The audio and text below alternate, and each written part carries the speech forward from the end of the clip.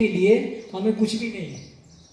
वो भक्त ऐसे मतलब कि नतमस्तक हो गए बाबा के सामने, ऐसे रोने लगे कि उनके जीवन में बाबा की एक बात को लेकर के कितना बड़ा परिवर्तन आ गया। इसीलिए गुरु के सामने जब भी कभी जाए ना, तो अपने मन को तद्देव जगत गुरु तुभ्यमेव समर्पय, है ना, ये मन में भावना लेकर के गुरु के सामने जाना है। और गुरु इतने दयालु हैं कि हमारे गंदे मन को लेकर के बहुत अच्छी तरीके से धो धा करके वापस करते हैं। उसमें उसके धुलाई का कोई खर्च भी नहीं लेते हैं। धोबी को हम कपड़ा देते हैं तो धोबी धुलाई का खर्च भी लेता है, लेकिन गुरु को हम देते हैं अपने गंदे मन को, तो गुरु इतने प्यार से धो करके लौटाते हैं, कोई उसका खर्च भी नहीं लेते। धुलाई का खर्च लेते हैं बाबा? नहीं लेते। इसलिए गुरु पूजा प्रत्याहार के माध्यम से हमें अपने मन को इतना पवित्र बनाना है कि किसी तरह का साइको सेंटिमेंट हमारे मन के ऊपर हावी नहीं होगा। क्योंकि आज के समाज में साइको सेंटिमेंट बहुत ज़्यादा लोगों के ऊपर हावी हो जाता है, जिसके चलते हम अपने अच्छे रास्ते से भी कभी कभी भटक जाते हैं, डिस्ट्रैक्ट हो जाते हैं। और तीसरी बात जो बाबा बताते हैं, स्पिरिचुअल सेंटिमेंटल स्फीयर को लेकर के, कि आज के समाज में तो आध्यात्मिक नाम को लेकर के बहुत सारी संस्थाएं रन कर रही हैं इस धरती पे। सब लोग अपने अपने भाव से उस परमात्मा तक पहुंचने का प्रयास कर रहा है। सबके मन में एक ही भावना है, एक ही फीलिंग है कि हमें इस जीवन में उस परम पद को पाना है। आज देखिए टेलीविजन पर कितने सारे धार्मिक गुरु लोग प्रवचन करते हैं, सत्संग करते हैं। उनका मोटो एक ही है कि हर एक मनुष्य के जीवन में शांति आए और सबके जीवन में खुशियाँ आए और सबके जीवन में एक आध्यात्मिकता आए। देखिए उसके रास्ते भले कुछ भी हों, लेकिन उसका जो एक सेंटिमेंट है, इसी के माध्यम से वो काम कर रहा है। लेकिन सबसे बड़ी बात है, वहाँ भीड़ तो बहुत है, भीड़ तो है, अच्छी खासी भीड़ है, लेकिन वहाँ आप चले जाइए और यम नियम की बात करने लगिए तो वहाँ एक भी आदमी नहीं बैठेगा। साधना की बात करने लगी, निराला उपवास की बात कर दी तो बोलेंगे तो मारने का काम बता रहा है, ये तो एक ही दिन में मार डालेंगे, है कि नहीं? तो आज के समाज में इस तरह की बातें हैं। लेकिन एक चीज बाबा बोलते हैं कि जब माइंड किसी चीज को एक्सेप्ट कर लेता है तो बॉडी उसको एडजस्ट कर लेता है बहुत आसानी तरीके से। हम सभी लोग यहाँ बैठे हैं, निराला उपवास करते हैं, सुबह से शुरुआत करते हैं, शाम होते होते शक्ति तो धीरे धीरे जाती है ना, क्षीण तो होती है बॉडी की, लेकिन एक संकल्प लिया हुआ है मन में कि बाबा ने कहा है कि उपवास करना है, एक मन में एक स्ट्रॉन्ग संकल्प है, तो पूरा तो हो जाता है। दूसरे दिन जब हम उपवास ब्रेक करते हैं, नींबू पानी नमक पी करके, पेट की ऐसी धुलाई होती है मानो जैसे गंगा स्नान कर लिया होता है ना। तो आज के समाज में इस तरह की बातें हैं। बहुत लोग कहते हैं कि देखिए ना उनके यहाँ इतनी भीड़ होती है, हम लोग क्या करते हैं, वो लोग इतना काम करते हैं, हम लोग क्या करते हैं। बोले भाई हमारे आइडियोलॉजी में जो दम है, जो वजन है, उसको लेकर के जब हम चलेंगे तो उतना स्पीड जो बाहर के जैसे चलते हैं वैसा तो नहीं हो पाएगा ना। अब ट्रक में बहुत सामान रखा हुआ है, बहुत वजन है, तो ट्रक बड़ी आराम से चलेगा ना, धीरे धीरे धीरे धीरे चलेगा ना। तो वैसे ही जिस आइडियोलॉजी को लेकर के हम चल रहे हैं, पूरे विश्व मानव को एक सूत्र में बांधने के लिए, पूरे मानव जाति को एक रास्ते पर लाने के लिए ऐसा आइडियोलॉजी गुरु ने दिया। तो उस आइडियोलॉजी को लेकर के जब हम आगे बढ़ रहे हैं तो उसमें तो दम तो है, टाइम तो लगेगा, है कि नहीं।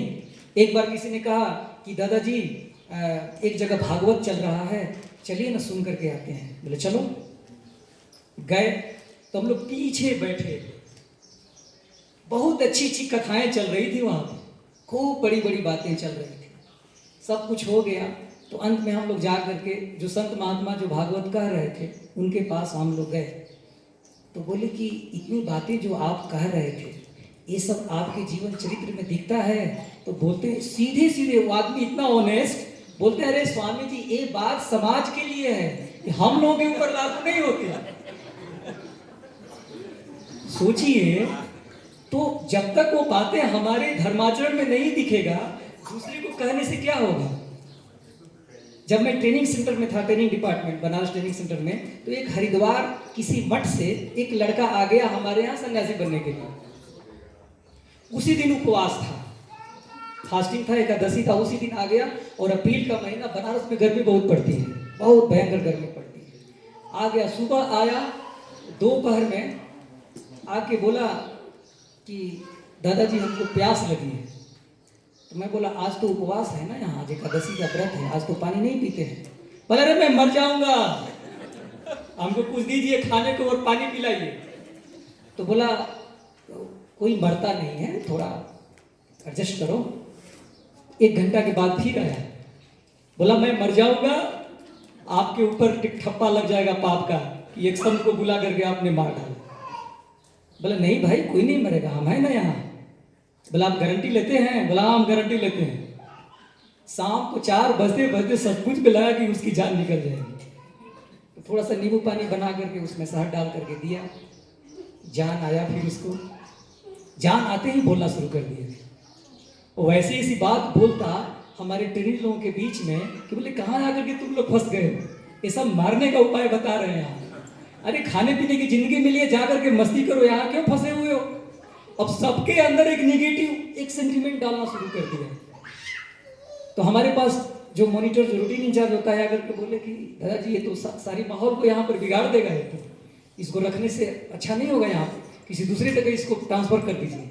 बोले कि रुको अभी तो इसको नींबू पानी पिलाया हूँ, अभी रात होने दो, अभी देखो क्या क्या ड्रामा करता है। रात में 12 बजे जो ट्रेनिंग सेंटर कैंपस है उसके बीच में आंगन में खड़ा होकर लगा गाली देने, पूरे ट्रेनिज को और ट्रेनर को, हमको भी, सबको गाली दे रहा है कि ये सब धर्मात्मा नहीं है, सब पापी है, हमको झूठ मूठ का यहाँ पर लेकर के आया है मारने के लिए, ये सब अपने पेट दबा दबा करके सोया हुआ है।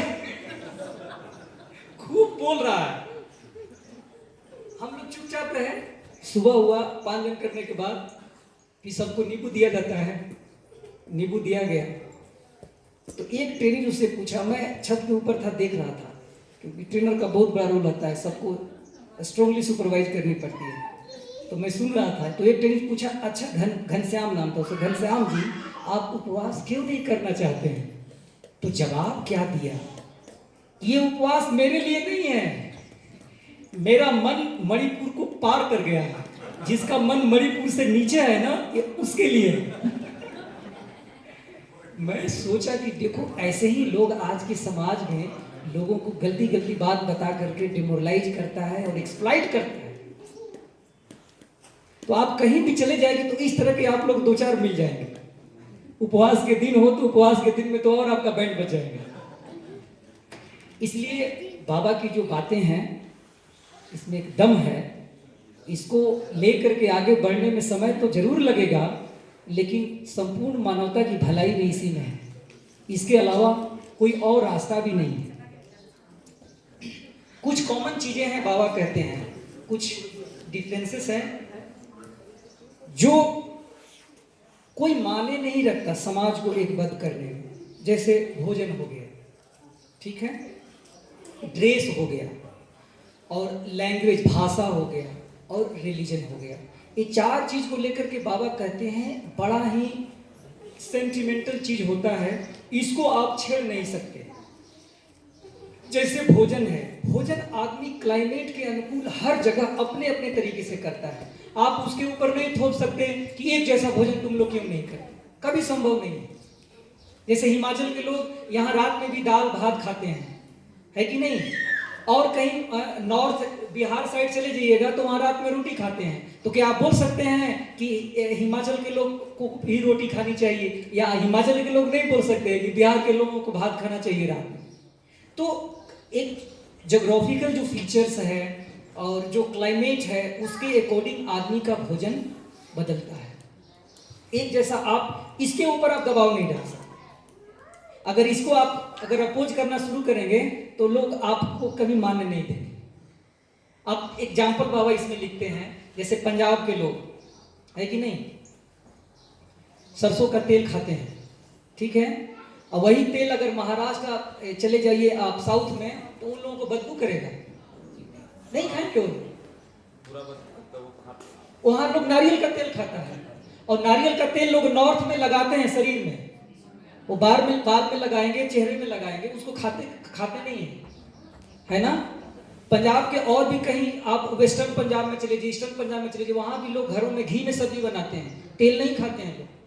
बिहार में चले जाइए, अगर सरसों के तेल की खुशबू नहीं नाक में आएगी तो बोले खाना ही नहीं बनाए बड़े। तो ये भोजन को लेकर के बाबा कहते हैं कि इसमें किसी तरह का कोई डिस्पैरिटी नहीं है जी। ये हर एक व्यक्ति जहां पर जिस क्लाइमेट में रहता है ना, उसके अकॉर्डिंग उसका भोजन वैसे बन जाता है। इसके लेकर के समाज में कोई बाध्यता नहीं होनी चाहिए, लोगों के ऊपर थोपना नहीं चाहिए। ठीक वैसे ही ड्रेस को लेकर के बाबा कहते हैं कि ड्रेस ठीक है, जो कॉमन चीजें हैं कि हमें वैसा वस्त्र पहनना है जिससे सात्विक लगे, लोगों को देख करके हमारे मन में कोई निगेटिव फीलिंग नहीं आए। ये बात बाबा हमारे चराचर में लिख दिए हैं। लेकिन बाबा इस सेमिनार पे बाबा बता रहे हैं कि ड्रेस को लेकर के भी किसी के लिए बाध्यता नहीं है। हर एक आदमी क्लाइमेट के अनुसार अपना अपना ड्रेस पहनता है। जैसे जहां बाढ़ ग्रस्त एरिया है वहां लोग सिंपल गमछा पहनेगा, लुंगी पहनेगा, है कि नहीं। हिमाचल में बहुत ठंडी पड़ती है, इसलिए यहाँ के लोग बहुत चुस्त ड्रेस पहनते हैं कि ठंडी से हमको प्रोटेक्शन मिलेगा, ठीक है। साउथ अफ्रीका में चले जाइएगा तो मैक्स कम से कम लोग कपड़ा पहनते हैं क्योंकि वहां गर्मी ज्यादा है। तो आप कहेंगे कि कैसा कपड़ा पहना हुआ है। अब हिमाचल के जैसा उसको ड्रेस पहना दीजिएगा तो एक ही दिन में मर जाएगा बेचारा है कि नहीं। तो आप कहते हैं कि कैसा कपड़ा पहना है। तो ड्रेस को लेकर के बाबा ने कहीं कोई कटाक्ष नहीं किया, लेकिन एक बात बाबा ने कहा कि हमें ड्रेस वैसा चुनाव करना चाहिए जिससे लोगों के मन में किसी तरह की तामसिकता नहीं आ जाए। क्योंकि हम साधक हैं, एक आध्यात्मिक जीवन शैली को लेकर के आगे बढ़ रहे हैं, एक सुंदर आदर्श को लेकर के आगे बढ़ रहे हैं, इसका हमें ख्याल तो जरूर रखना चाहिए। क्लियर हुआ। तो बाबा ने ड्रेस को लेकर के भी कोई विभिन्नताएं नहीं, ये कॉमन चीजें हैं। तीसरा है लैंग्वेज। तो आपको पता ही है कि लैंग्वेज, आप वेस्ट से ईस्ट की ओर बढ़ेंगे तो लैंग्वेज का रूप कुछ और होगा, और नॉर्थ से साउथ की तरफ बढ़ेंगे तो उसका लैंग्वेज कुछ और होगा।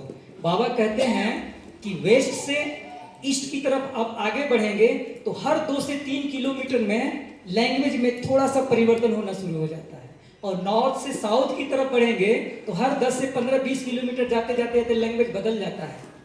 आप देखिए दक्षिण भारत चले जाएंगे तो वहां की जो भाषा है हमारी भाषा से कितनी भिन्न है। इसलिए कहा जाता है कि ये दक्षिण भारत है ना, भारत का विदेश है।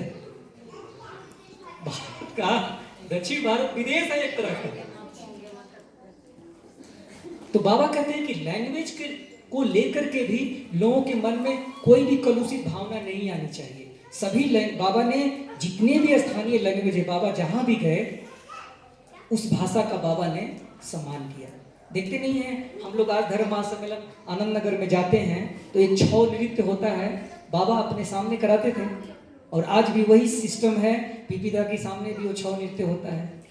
वहाँ के स्थानीय जो एक नृत्य है, भाषा है, बाबा ने उसका सम्मान किया।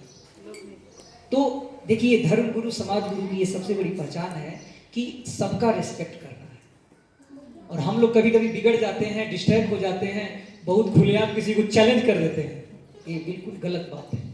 हम रिस्पेक्ट करेंगे तभी हमें रिस्पेक्ट मिलेगा। क्लियर। तो लैंग्वेज को लेकर के ये कोई बड़ी चीज नहीं है, बाबा ने एक कॉमन फैक्टर को बताया है इसमें। तो हर तरह की हर जगह भाषाएं हैं, और बाबा ने पूरे भारतवर्ष को, इसको बैठाइए ना,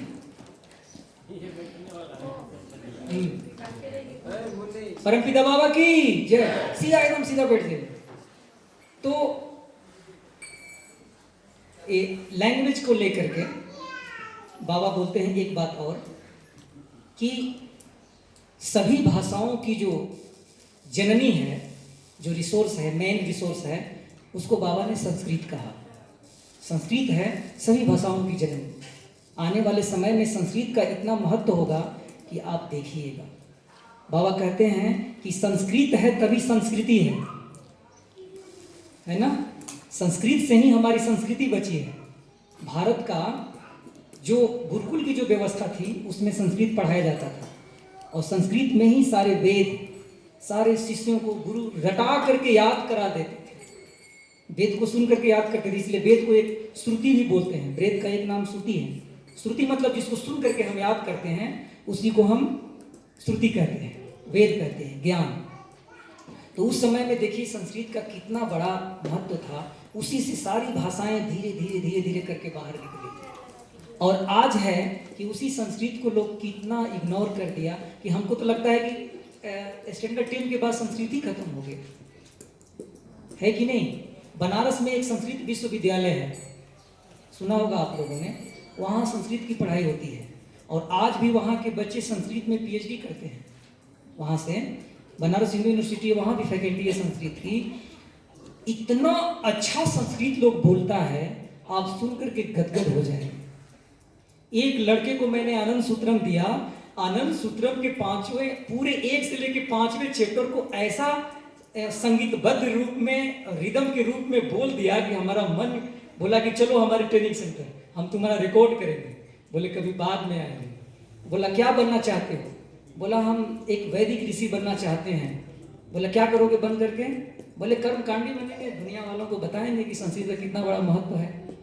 तो टच में रहा।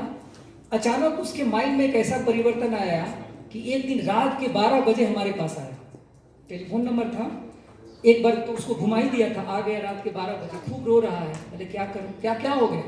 बोला कि हमको सन्यासी बना दीजिए। तो बोले क्या हो गया ऐसा? पहले तो बोलते थे वैदिक ऋषि बनूंगा, दुनिया वालों को संस्कृत के बारे में बताऊंगा, अब क्या हो गया? बोले नहीं हमको सन्यासी बना दीजिए।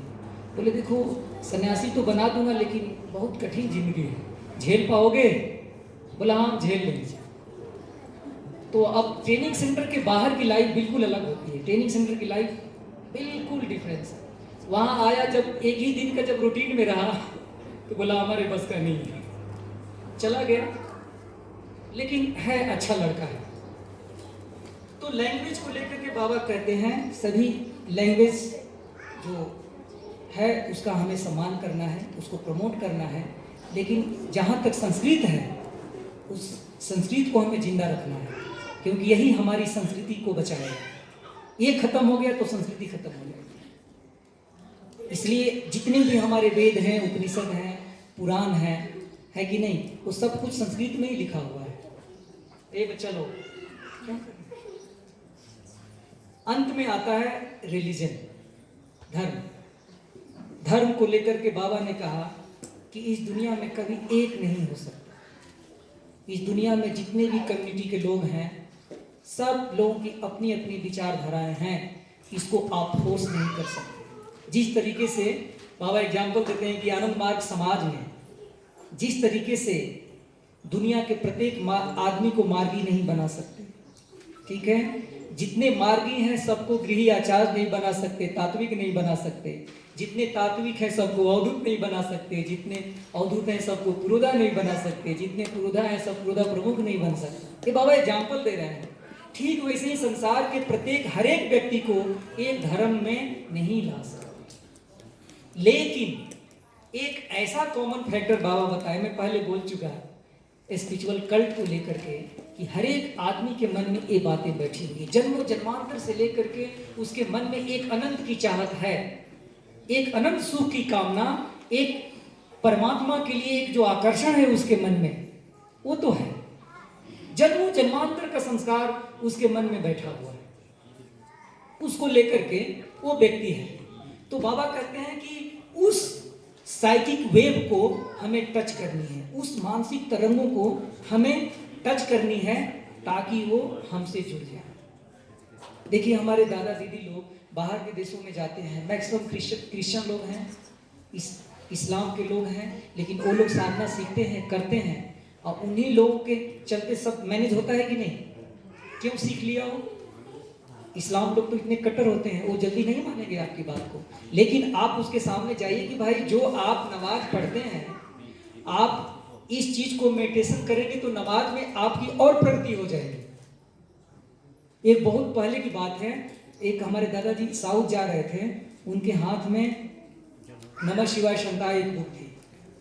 तो सभी बुक में चरण नीरस लिखा रहता है ना। तो एक मौलवी साहब थे सामने की सीट पे, तो मौलवी साहब को बोले कि हमको जरा एक किताब देने में देखना चाहता हूँ। तो दादाजी ने उनको किताब दे दी। तो वो मौलवी साहब उसको पढ़े, चरम निर्देश जो लिखा हुआ था उसको पढ़े। तो उन्होंने कहा कि स्वामी जी, ये जो बात जिस व्यक्ति ने लिखा है, इस शैली में परमात्मा को छोड़ करके कोई साधारण आदमी बोल ही नहीं सकता। जो शैली बाबा की चरम निर्देश की है बोलने की, उस शैली में कोई साधारण व्यक्ति ये बात कह ही नहीं सकता। मुक्ति की गारंटी कोई आदमी तो दे नहीं सकता, मुक्ति की गारंटी तो स्वयं परमात्मा ही दे सकते हैं। तो सोचिए वो मौलवी साहब को इतनी अच्छी स्ट्रॉन्ग फीलिंग आई सिर्फ उस चरम निर्देश को पढ़ करके। तो बाबा का जो आइडियोलॉजी है वो ऐसा कॉमन फैक्टर को लेकर के दर्शाता है कि विश्व के प्रत्येक मनुष्य के मन को हम एक कर सकते हैं, एक सूत्र में बांध सकते हैं इस स्पिरिचुअल कल्ट के माध्यम से। कल्ट ही एक ऐसा रास्ता है कि जिसको लेकर के हम पूरे समाज को, पूरे मानव को हम एक सूत्र में बांध सकते हैं। इसको छोड़ करके दूसरा कोई रास्ता नहीं।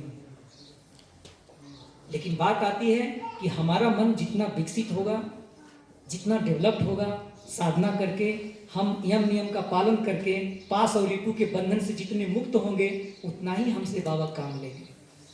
अगर पास और रिपू के बंधन में हम रहेंगे तो हमारा मन कैसा रहेगा? बाबा एक बात को हमेशा बोलते हैं कि यम नियम के पालन से मन से पास और रिपू दोनों हट जाएंगे। तो जितना हम अपने व्यक्तिगत जीवन में यम नियम का पालन करेंगे, हमारा मन उतना ही पवित्र होगा, पास और रिपू के बंधन से उतना ही मुक्ति मिलेगी, और हमारा जो एक स्पिरिचुअल जो स्पिरिट होगा, जो स्पिरिचुअलिटी का जो एक इनर स्पिरिट है समाज को बनाने के लिए, जो बाबा ये बात जो बता रहे हैं, उसमें आपको सफलता मिलेगी। तो आज का जो विषय है, बाबा एक ही बात को लेकर के फोकस करना चाहते हैं कि संपूर्ण मनुष्य के जीवन को एक सूत्र में बांधना है। एक मानव समाज, बाबा ने समाज का नाम क्या दिया?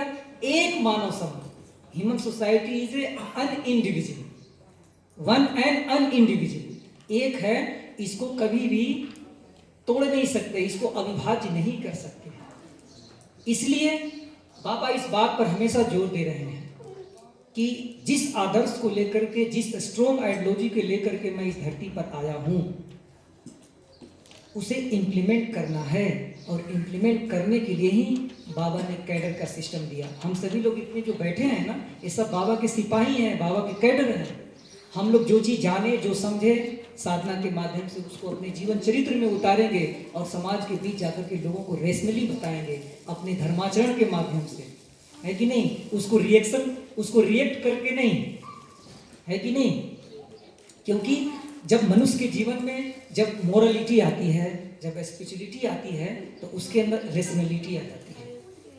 याद रखिएगा हमेशा, क्योंकि मोरलिटी और स्पिरिचुअलिटी जब आदमी के जीवन में जब आ गया ना, तो उसके अंदर एक ऐसी रेशनल सेंटिमेंट डेवलप्ड हो गया कि वो अपने से किसी को अलग नहीं समझेगा। वो समझेगा कि पूरा संसार हमारा है, बृहद परिवार है, हमारा एक ही पिता है और हम सब आपस में भाई बहन हैं। इस तरह का सेंटिमेंट जिस दिन डेवलप्ड हो जाएगा, उस दिन आनंद मार्ग का काम कितना आसान हो जाएगा। आप लोग सहमत हैं इन बातों से? तो आज का यही विषय था। अभी क्वेश्चन आंसर का टाइम है। इस विषय से संबंधित आप लोगों के मन में कोई प्रश्न है तो पूछ सकते हैं, हम लोग डिस्कस कर सकते हैं। ठीक है, बोलिए। कोई प्रश्न नहीं, इसका मतलब सबको समझ में आ गया। तो हम पूछें? हाँ, पूछे उधर नहीं आ रहा है तो इधर पूछना पड़ेगा, इधर से नहीं आ रहा तो उधर। जब आप सब कुछ समझ गए तो इसका मतलब है कि अब हम पूछ सकते हैं, उसको बता सकते हैं। अच्छा, पीछे से बताइए, यम के 5 पार्ट हैं, बताइए क्या क्या है? ना जिसको उधर पीछे से बोले बता दीजिए। दोनों बच्चे देखे। अच्छा ठीक है, हम यम नियम के बारे में नहीं बताए, पास रिपू के बारे में बताए। तो पास कितने हैं, कोई बता दीजिए।